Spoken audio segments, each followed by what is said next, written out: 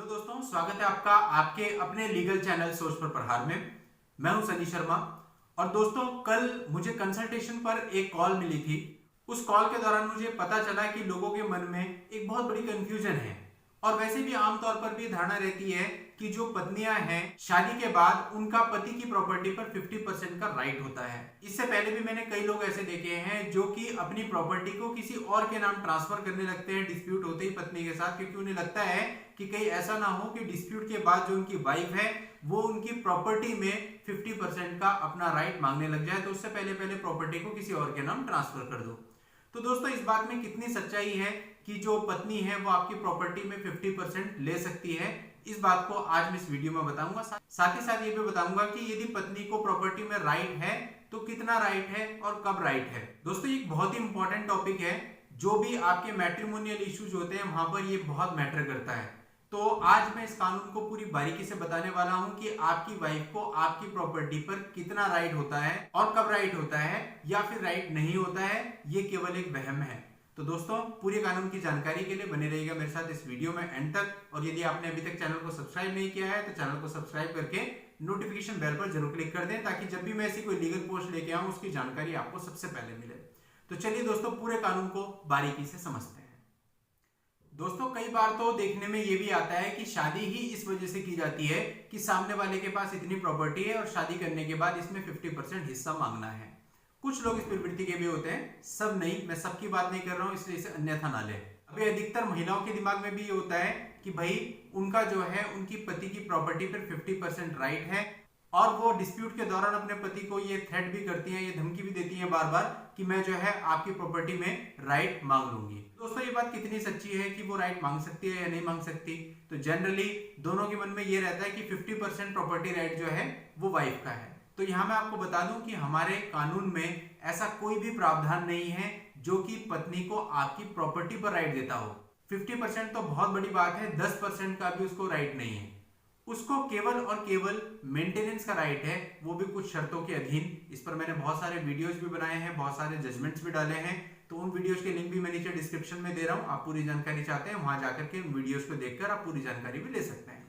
तो पत्नी को केवल मेंटेनेंस का राइट है। यदि वो सारी शर्तों को पूरी करती है मेंटेनेंस की, तो पति उसको मेंटेनेंस देने के लिए लायबल है। लेकिन अगर पति के पास कितनी भी प्रॉपर्टी क्यों ना हो, कितने करोड़ों की प्रॉपर्टी क्यों ना हो, पत्नी उसमें अपना हिस्सा नहीं मांग सकती। अब दोस्तों, क्वेश्चन आता है कि क्या कभी भी पत्नी का हिस्सा पति की प्रॉपर्टी में नहीं होगा या फिर कुछ ऐसी कंडीशंस हैं जब पत्नी अपने पति की प्रॉपर्टी में हिस्सा मांग सकती है? तो दोस्तों, यहां पर सिर्फ एक ही कंडीशन है। कई बार ऐसा होता है कि जब तक पति और पत्नी के बीच में डिस्प्यूट नहीं होता है तो कोई प्रॉपर्टी अगर वो लोग खरीदते हैं या पति खरीदता है तो वो उसको अपनी वाइफ के नाम से खरीद लेता है ताकि स्टाम्प ड्यूटी कम लगे। आपको पता होगा महिलाओं के नाम से हमारे देश में स्टाम्प ड्यूटी में छूट मिलती है, तो अगर रजिस्ट्री में 3 लाख का खर्चा आना होता है तो वो 2 लाख में ही काम हो जाता है। तो ये कुछ पैसे बचाने के चक्कर में अधिकतर ये होता है कि जो पति होता है वो अपनी पत्नी के नाम से प्रॉपर्टी खरीद लेता है, हालांकि उसके सारे पैसे उसी ने दिए होते हैं।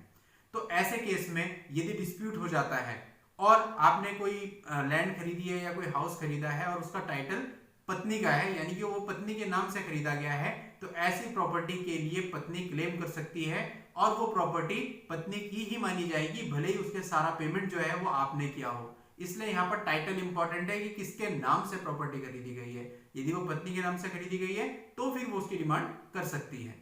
अब क्वेश्चन आता है कि क्या इससे बचने का कोई उपाय है? तो आंसर है यस। पति यदि इससे बचना चाहता है, उसके पास वो एविडेंस है कि उस प्रॉपर्टी के सारे पैसे उसने दिए थे, तो पति एक सिविल पिटीशन फाइल कर सकता है इसके लिए और उस सिविल पिटीशन के साथ वो अपने सारे एविडेंस, सारे सबूत लगा सकता है जिससे साबित हो कि केवल जो टाइटल है वो ही पत्नी के नाम से है, लेकिन उसका सारा पेमेंट जो है वो पति के अकाउंट से हुआ है, पति की अपनी इनकम से हुआ है। तो ये केस अगर पति के फेवर में आ जाता है तो फिर ऐसी प्रॉपर्टी की डिमांड भी पत्नी नहीं कर पाएगी। अब दोस्तों, बात कर लेते हैं बच्चे की। यदि आपकी पत्नी के पास आपका बच्चा भी है तो उस बच्चे का आपकी प्रॉपर्टी में राइट होगा, यानी अपने पिता की संपत्ति में बच्चे का पूरा राइट होगा। बच्चा कल को आपसे प्रॉपर्टी में हिस्सा मांग सकता है, लेकिन पत्नी का ऐसे में कोई भी राइट नहीं होगा आपकी प्रॉपर्टी में। एक कंडीशन थी जो कि मैंने आपको बता दी, केवल उसी कंडीशन में पत्नी आपसे प्रॉपर्टी की डिमांड कर सकती है, वरना नहीं कर सकती है। अब दोस्तों बात करते हैं मेंटेनेंस पे। जैसे मैंने आपको बताया कि पत्नी का राइट केवल मेंटेनेंस का होगा, तो मेंटेनेंस कितना पति को अपनी पत्नी को देना पड़ेगा। दोस्तों वैसे तो ये कोर्ट ही डिसाइड करती है मामले की परिस्थितियों को देखते हुए, पर एक आमतौर पे जो फिगर बनता है वो मैं आपको बता देता हूं।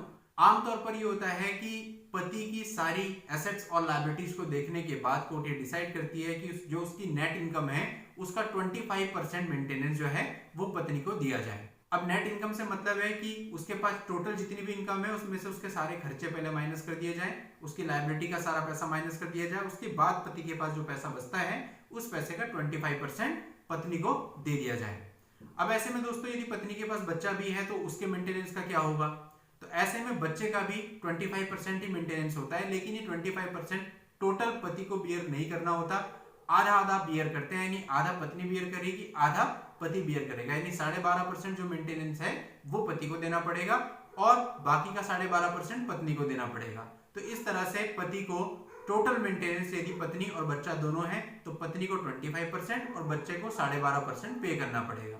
ये दोस्तों मैंने आपको एक अप्रोक्सीमेट परसेंटेज बताया है, जरूरी नहीं है कि बिल्कुल इतना ही हो, आगे पीछे कोर्ट परिस्थितियों के अनुसार से इसको कर सकती है, लेकिन अमूमन आमतौर पर इतना होता है। तो दोस्तों उम्मीद करता हूं कि जानकारी आपको पसंद आई होगी और फ्यूचर में आपके काम भी आएगी।